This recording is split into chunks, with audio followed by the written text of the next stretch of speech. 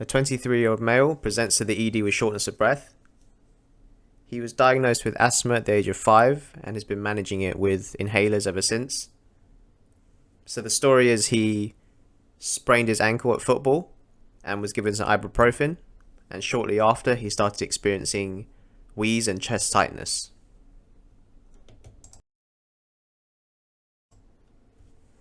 So you should obtain history of the shortness of breath using our OD para mnemonic.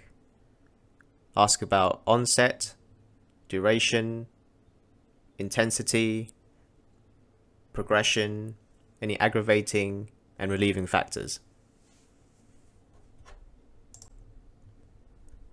You should also ask if there are any possible triggering factors that he might be aware of, such as new carpets at home, dust, pets, pollen, and any allergies. For differential diagnoses, there are quite a few to consider because it's shortness of breath and chest pain. It could be a wide range of different things. So you have to go through them and just ask some very basic questions just so you can rule out the very serious ones.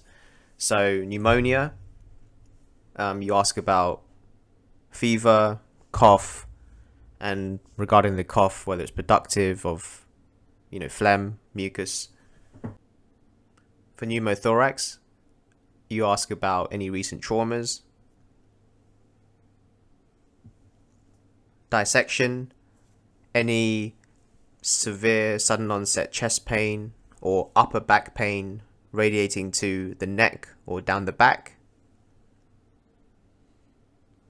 And for MI, you ask about chest pain, epigastric pain, sweating, palpitations, any shooting pain down the arm.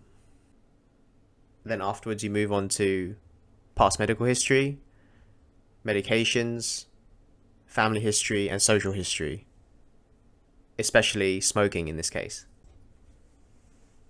For physical exam, you get the vitals, as always, and examine the chest, so the heart and lungs. You might also be instructed to actually use a peak flow meter on the patient. If you don't know how to use one, it's very easy. You move the marker to the bottom, you ask the patient to sit up straight, ask him to take a deep breath and hold it while placing the mouthpiece in his mouth. Ask him to blow out as hard and fast as he can, and then do it 2 more times, so that's 3 times in total. And then you take the highest reading out of the 3 readings you've got. And then you explain to the patient that it's a test to find out about his lung function. And it's measuring something called peak expiratory flow rate. So typically if it's above 75% of the expected value, then he's fine and he can go home and come back, obviously, if he's concerned or if things get worse. And then if it's less than 75% of expected value, then we might admit him.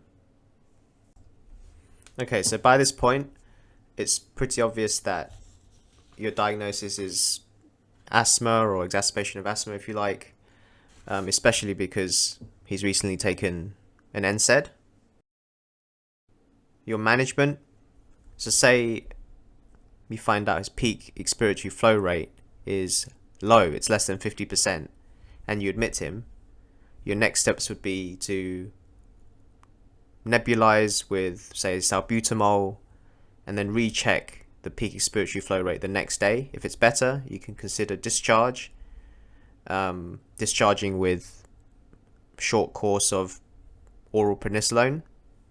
Advised to avoid NSAIDs, and advised to always take his inhalers before playing football or any other sports, because it's likely that this could be a case of exercise-induced exacerbation of asthma. And then you finish with offering information leaflets and advice to follow up with the GP after a few days.